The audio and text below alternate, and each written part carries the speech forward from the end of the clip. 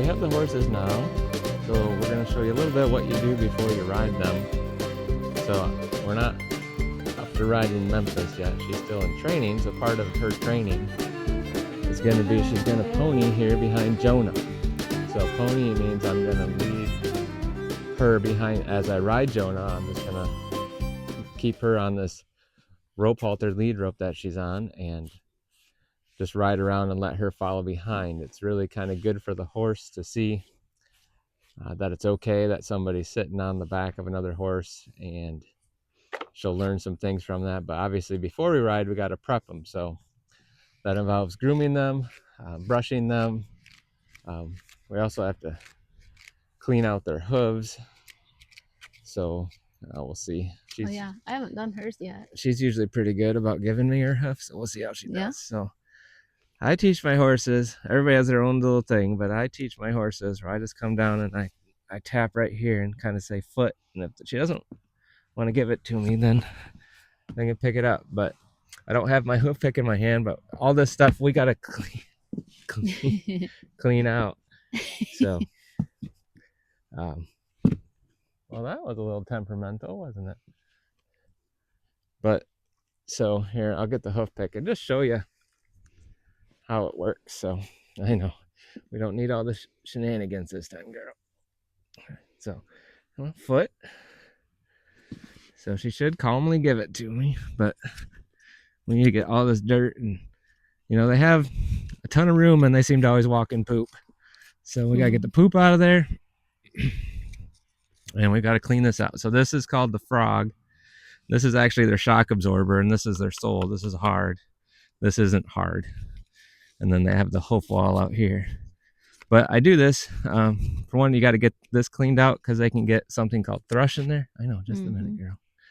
And so we clean that out so they don't get thrush, and just make sure everything looks okay. But as we do that, we can look at their hooves and make sure everything looks okay. And then we'll groom them, just brush them, make sure that they don't have any. Are these scratches from before? These are scratches from before. They're healing up quite nicely. They're getting furry again. Yeah. Horse hairy. She's pretty fuzzy, so it feels furry to me. But are you going to try the back one? Or is she good with that? She's not as good with her backs, but she's still learning. So like I said, I always thought those were harder to hold. They are, anyway. And she's still learning to be nice. To be nice about it. So what I want her to do is give it to me. Well, she's trying. She's thinking about it. Come on, girl. She's kind of up against the tie out. So I'm not going to pick it right now. I'm just going to hold it and then set it back down before she sets it back down. So she thinks that was her idea to put it back down. Can I see it one more time, girl? So again, I run my hand down their leg. Just tap. Say foot. Good girl. And we just pick out that little bit. See that black stuff? That's not good. That's why we get that out of there. No, easy, easy, easy. Ooh. Easy. So if she starts to protest, we got to win the battle there. Then she'll learn. Then she'll learn that if I just relax, I'll be able to put my foot back down. Now. She likes to stand with a leg cocked. I've noticed that. It's in her genes because Bran stands like this all the time too. As soon as he stops, he's like. So then would you normally just push her around to get the other side? Yes. She's still young and learning, so normally she doesn't even stand on these things. Normally we'll work on her always standing where I want her, which is here. This is good girl on the pads here. But she's still learning, so we'll give her a little grace. As time goes on, we'll have higher expectations. We'll still be gracious, but our expectations will go up. So we'll see how she does with this. Can I see this foot? Oh, that's a good girl. So I just want to get all that cleaned out.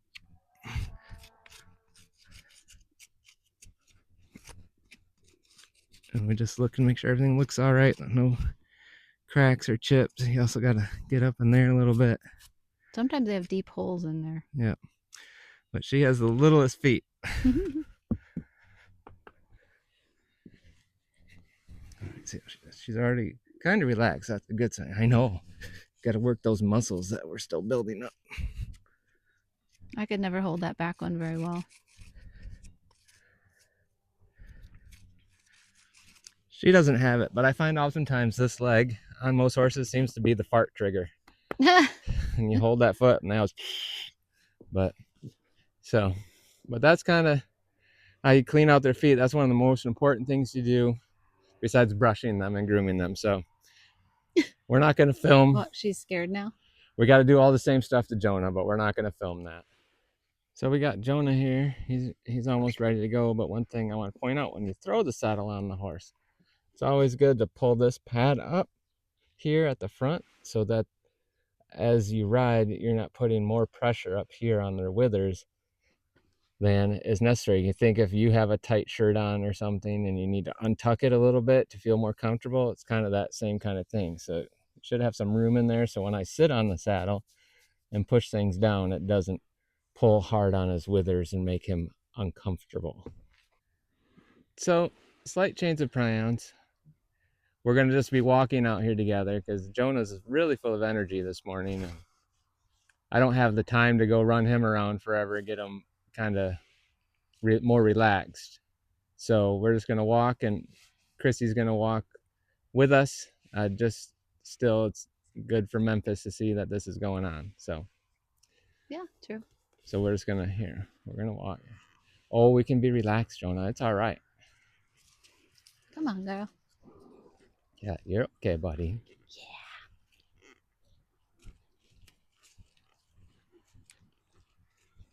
Did he just have happy feet, or what was he doing? Breathing very fast. He definitely had happy feet, which really surprised me because I always thought his happy feet were more because Memphis was always never with us, and he didn't like that. But yeah, or he was just really excited to get a ride. Like I said, this is my third time to actually sit on him, so I'm still getting to know him as well. Okay, so my one question is, what do you do if your own horse kind of freaks out while you're ponying another horse? Well, you do your best to control your own horse. You do your best. Now, some videos I've watched of the YouTube channel Equine Helper with Carmela. See, I feel like you could be holding her rope right now. I've seen her. No? She hasn't had problems with her horse, but she's had some issues with her ponying horse where she's actually let go of the rope and just let him go. Oh, yeah. Because, you just hope that they're just going to go eat grass somewhere else. Yeah.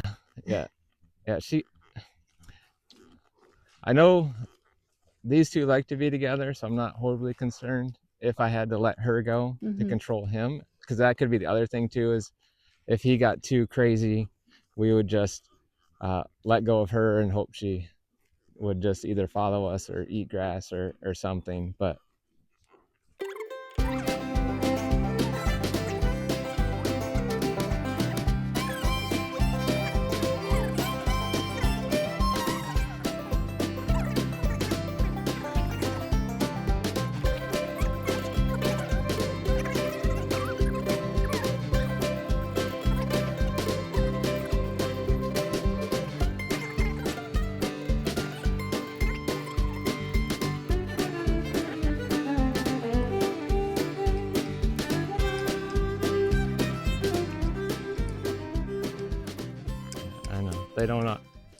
they're usually not on this side of the yard, and so I think even like the barn door being open is something they're kind of like, what's going on? Yeah, maybe. So, well, this morning you were telling me about a verse you were thinking about. Yes. Having to do with this now that it's working. Absolutely. So this does remind me of a verse, and that's 1 Corinthians 11:1. It's a very short verse. Not the verse of the month, but you can memorize it right now. Be imitators of me as I'm imitators of Christ. So this is an example of this where we're saying, Memphis, be imitators of Jonah as he's imitating a horse that's used to being ridden and whatnot. Just in our Christian walk, we also need to be imitators of Christ. And those that are that in your life that have been maybe Christians longer than you, or you can just see the love of Christ flowing through them or having great wisdom, imitate them. Obviously, Christ is the perfecter and finisher of our faith, and he's who we look to.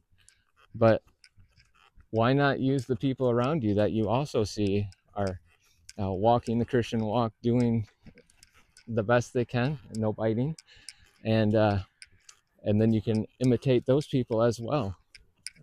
That's basically what Paul was saying. He wasn't saying be just like me and talk like me, but in my Christian walk, follow me as I'm following. Paul later says, I am pursuing Christ, so come run along with me is basically what he's saying as we pursue Christ together. So, we're going to be nice. I just love stories of people's salvation too. Corey Ten Boom is one we did in our book club, and if you haven't read that book, it is amazing and life-changing. Yes. Yeah. Have you read any missionary books like that?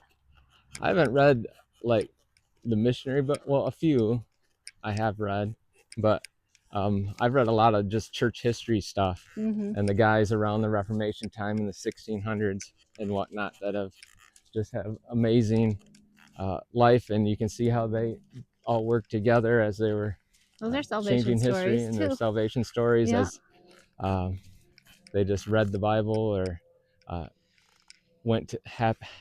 Like Spurgeon is one of my favorites because he wanted to go to a different church, and he walked in, but a snowstorm stopped him, and he walked into a church that there was only like 12 or so people there because of the snowstorm, and the guy's verse was basically look to the Lord to be saved, and that's how Spurgeon was. He said he felt like he was talking right to him, and that's how he got saved, and then ended up becoming the Prince of Preachers. So wow. That's kind of cool. So we just walked all the way around the pasture, and both horses are doing very well as Jonah twitches at something. I don't know what, but they're doing really well. Jonah was finally blowing out, which is a good sign of a relaxing horse. You got the ponying down. And look at good job, girl. Memphis You're following is walking along so nicely. Learning so much already. So now what Jonah's going to have to learn is we don't go racing back to the barn. I can tell he's totally picking up his energy. So one of the tricks I've also... Is it because they just all want to be done? They know where rides end. Like, get me back into the pasture so I can So eat one of the hay. things, we did it with Chico and Blaze a lot, was Brianna and I would get off at a different spot every time and then just walk them to the tie-outs instead of letting them race over there because they know it was done. So that way they never knew when the ride was done. That's a good idea. But we'll probably just kind of walk over towards the gate, get off there. Oh, I'm so glad. Let's see, you can see he's being a good boy. He really wants to go towards the tie-outs, and she just starts coming right along. Good and job. she's not hurrying. She's just walking. She like gave behind. in a little bit. Yeah. Sometimes she comes up here. Put those ears up. Be nice. There you go. You're listening to me, aren't you? So these guys are doing well. I'm not going to try trotting today because the other day when I had Jonah outside of the pen and her inside the pen, if we trotted, she thought it was a race. So I really don't want to deal with that this morning. But this is a big deal. Yeah, they're doing good. They're really she's walking doing well. nicely with him. Good job, guys. She tried one bite, but we'll take that. So yeah. So that's kind of what's nice. Going on today at Morning Glory Farm. We hope you have a great day. Remember, if you're watching on YouTube, like and subscribe. Thanks.